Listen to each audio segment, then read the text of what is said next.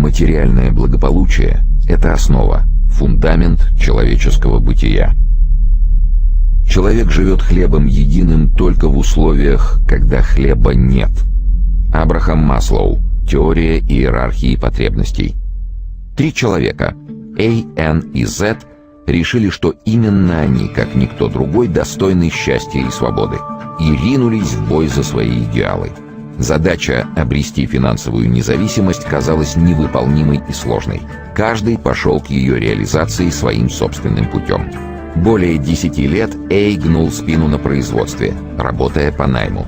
Он сменил десятки профессий, пройдя путь от чернорабочего до менеджера высшего звена. Его доходы росли, но росли и расходы. А главное, он чувствовал свою зависимость от работодателя. Он не мог наслаждаться жизнью, будучи вынужденным бежать на работу каждое утро. Хотелось ему этого или же нет.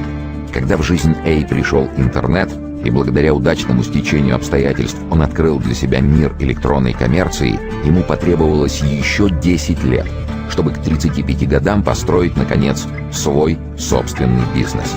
Бизнес в интернете, который сегодня приносит ему порядка 15-20 тысяч долларов ежемесячно, требуя от него самого совершенно незначительных усилий.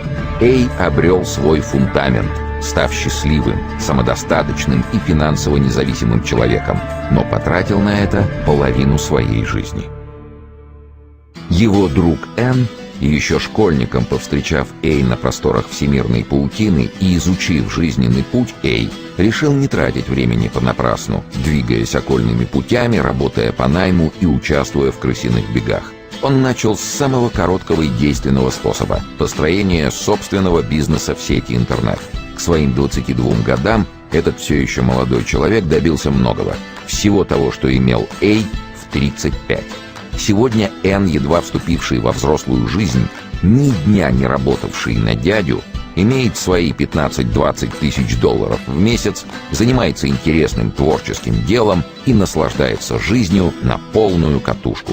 И проживший половину жизни Эй и его молодой друг Н обрели свой финансовый материальный фундамент в виртуальной сети интернет, откуда и выкачивают денежки, не утруждая себя ежедневной ходьбой на работу.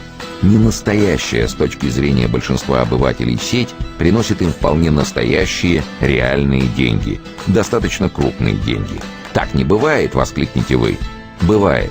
Ведь и Эй, и Н вполне реальные люди, а не вымышленные персонажи. Подождите, а что же случилось с нашим героем по имени Зет?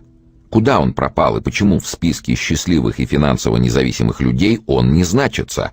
Увы, но Зет не верит в то, что интернет способен приносить деньги. Он, как и 20 лет назад, пробует ковать свое счастье в реале. Он окончил школу, затем институт, после чего получил неплохую должность в какой-то юридической конторе. Живет Зет, как и 20 лет назад, от получки до аванса. Имеет несколько непогашенных кредитов. Раньше снимал квартиру, теперь прикупил собственную комнатку в коммуналке. Есть некоторая уверенность, что ближе к пенсии он сможет таки приобрести однокомнатную хрущевку по ипотеке, что, впрочем, еще далеко не факт.